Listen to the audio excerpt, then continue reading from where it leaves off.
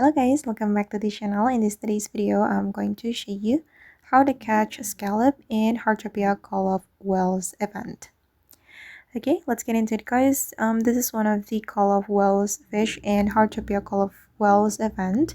And if you want to catch this fish, you're going to go to the Whale Sea right here near Fanya.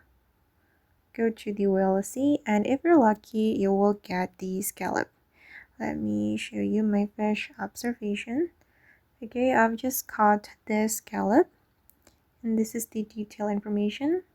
You can catch this fish anytime, in any weather, in sunny days, rainy days, or the rainbow event.